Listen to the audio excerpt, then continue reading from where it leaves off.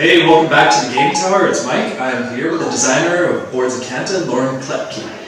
And you're about to launch on Kickstarter on November 6th, which by the time this hits, it's probably already running. It's live.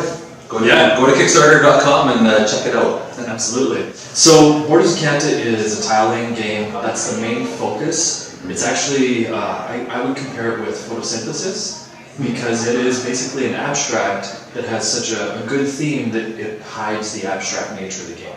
Yeah, that's a good comparison, I think. Mm-hmm. And I lose at both games. Photosynthesis, my own game, so yeah, they're very similar in that way. Yeah, and so it does play into players who are stronger at abstracts, but there is some nice sort of take that and player interaction in this. Yeah, it's a very, I find there's two groups of people. There are the people who are spatial thinkers, and they catch on to the scoring very quickly. They can see scoring opportunities fairly easy, and then you get people who are not as spatial, right? And that's why we have a scoring tool to help those people spot those opportunities. But you're right, this actually started as an abstract. We're almost at version 10 of this game here. A lot of intensive development went into this, but it started off, there's that perennial question, how did you start with your development? Was it a theme or a concept, or did you start with mechanics? This actually started with mechanics. Okay. As an abstract. I always knew that it was going to be skinned and have some fantasy around it, but I wanted to make sure that the mechanics were solid underneath, so that's where I decided to start. Cool. The one thing I did want to ask is, what was the impetus, what was the inspiration that brought this to life? Oh boy, you know what? I was at a point in my life, I was dealing with a lot of interesting challenges with my career and family and whatnot, and this was something I'd always dabbled with, creating games just for fun, for myself, family and friends, that sort of thing. But I was in a unique situation in life where I had a period of time, a chunk of time where I could commit to a project, which is a luxury that not everyone gets. So I decided, this is a chance to tackle something that I might not have a chance to do in the future if I don't do it now. Yeah. I also wanted to tackle game design and maybe get into it long term. Hopefully this is a long term career for me. In terms of Borders of Kanta specifically, I love it. You're right. I love abstract games like Yinch, the Jet Project. I think those are fantastic games. Abstract things. But I also love fantasy games. I wanted a game that wasn't too dark or gloomy. There's a lot of games that are very gritty out there. This game, you can have a younger person come into this and play this, and there's nothing here that's really unsuitable for someone of a younger age. What the barrier is going to be is whether they can grasp the strategy, and that's it. Yeah, sure. And that's one of the pluses to the game that I've found, is that the rules are pretty straightforward. There's not a whole lot of complexity or convolution with them. They're nicely done. But then the depth of the strategy that comes along with how the game lays out and develops. Yeah. So it hides that true abstract actually really well. Well, that was a fundamental, I really put a lot of thought into how I wanted to approach this game and all games that I'm developing. And of course, the game designer is always working on 12 different things at once. So I have a lightweight and a midweight and a crazy heavyweight game I'm working on. But all of my games, I wrote, before I even started this, I wrote out, what are the things that all of my games have to meet? What are the minimum requirements? One of the things I decided on was every single one of my games, it has to be easy to pick up. We'll learn the basics to play a basic game, but have enough depth that you'll come back to it again and again. And there's enough multiple different kinds of strategy that you can apply to it. And so that depending on who you're playing with, it's always a new experience. So it has that longevity there. I'm not a big fan of games where you play once or twice and then it's done. So, and that's not really good bang for your buck either. I want to give people good value. We all work hard for $1, so. Yeah, and that's actually one of the things I wanted to ask you about, is the value. The price on this that you have posted right now is $50 Canadian, correct? $49 Canadian, including free shipping. Nice. Yeah, for Canadians and Americans. Okay, yes. So with that kind of price tag, that's the low end. We're seeing a lot of big games come out, lots of components, lots of minis, big price tags. Loaded games in my opinion. Mm-hmm. Yeah, I would agree. They're fun, but not everyone has $100 to drop on a game. I don't, I'll go to my local cafe and try it out maybe, and it's expensive. Not to say they're bad games, they're not bad games. No. But it's a big investment. Not everyone can swing that, and I really feel like board games are something that everyone should have access to. And it's almost like, books. Everyone should have access to books. Everyone should have access to board games. It's just a fundamental. It's one of those simple things in life, And I'm a firm believer, just because a game is at a lower price point, doesn't mean it's a cheap game. Doesn't mean it's lightweight. You can have a great game that's like $20. I won't drop any names, but I bought games that are $20 or $30. Yeah. They're fantastic. They come off my shelf all the time. So. Yeah. And I would definitely drop names like Canisia's Lost Cities. Yeah. That's been one that's been solid for me for a long time. Yeah. If we're dropping names, Citadels is one of my favorites. It's so easy to teach, and people get into it right away. It's cards. It's a card game. Or King Domino. Yeah. Or Queen Domino. They're not that expensive, but it's evergreen. It's so fun to play, and with beginners or people who have a little bit more skill behind them. For sure. Yeah. And did you design Borders of Kanta with that in mind, trying to entice both sort of the family weight and more heavier gamers, more abstract gamers? I did. There's a lot of. We could talk for hours about how things were built into this game. Not just mechanics. That's just a small part of the game, actually. But so it plays 2 to 6 players. Yeah. Every person plays the leader of a clan, and each clan has their own unique abilities. Those are the different clans down there. And so I'm sporting the Water Clan, and the banner behind us, that's the Mountain Clan, are kind of the good-looking people in the game, so that's why they're on the shirts and the promo material. But strategy-wise, depending on which clan you're playing, and depending on which clans you're playing against, the strategy changes, right? What you can do on the board changes a bit, so it's a different game every time you get into it. That being said, if you're not a very experienced player, you can jump into this game with one of the simpler clans and apply a fairly, what I would call like a vanilla strategy, a very generic approach. You can still win, if you're playing with other players who are approaching with a fairly generic approach.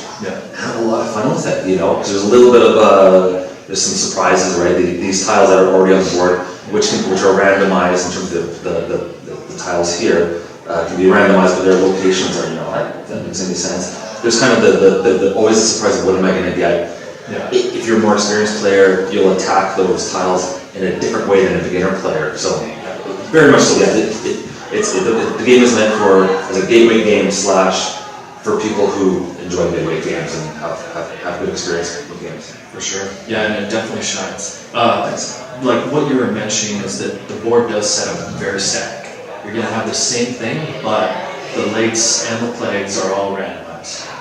They give a variety. The plagues are a 2 to 5 gold value if you cure them, and then the lakes can give you a variety of anything from nothing to 2 cards or a plague, which then you have to cure that is worth the maximum for the plague, which is 5 gold. Yeah, the idea is it's a tile end game. As a clan, if I'm the Water Clan, all my tiles are going to have the picture of me in the middle.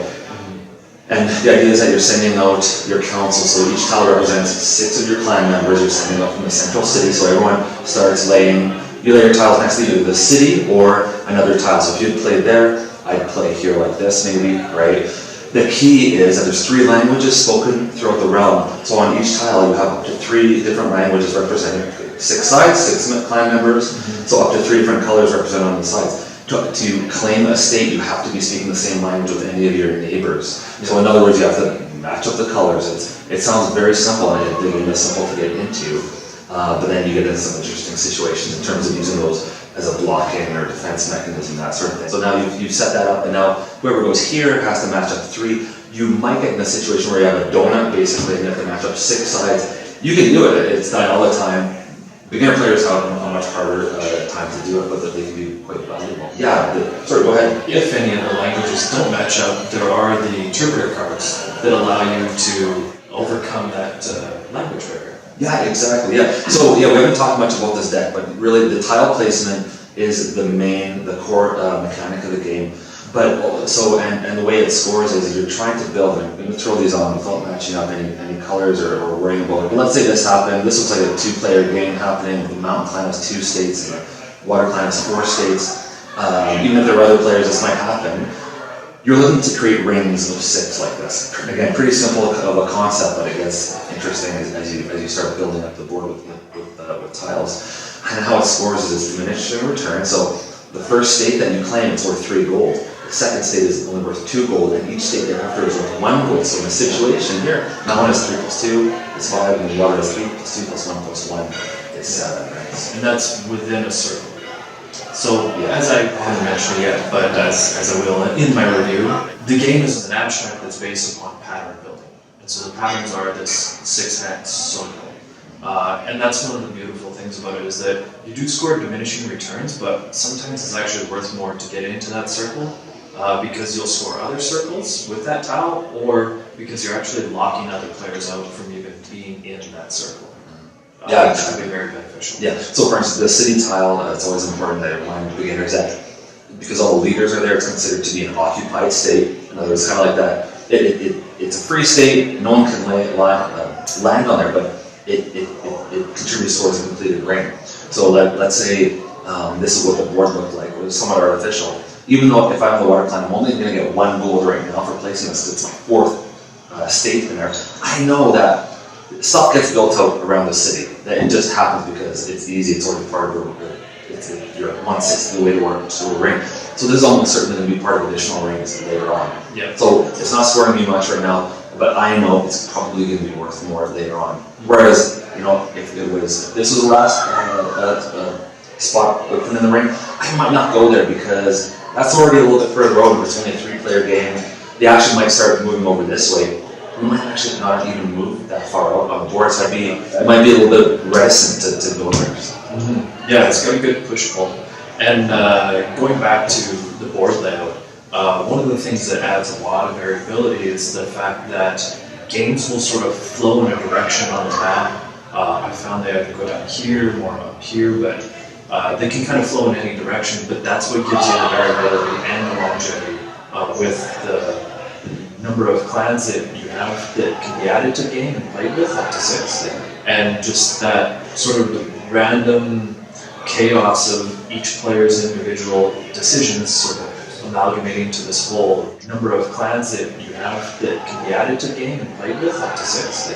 And just that sort of random chaos of each player's individual decisions sort of amalgamating to this whole driving in a direction. It's almost like an organic thing where it's like a plant spreading its roots, where people will seek wherever the best opportunity and resources are. So things might flow this way a little bit, and then might switch and go like this.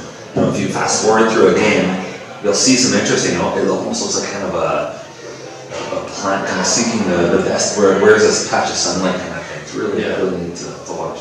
For sure. So when we get down to the nitty-gritty details, this is launching on Tuesday, November the 6th. Yep, November the 6th. How long was the project running for?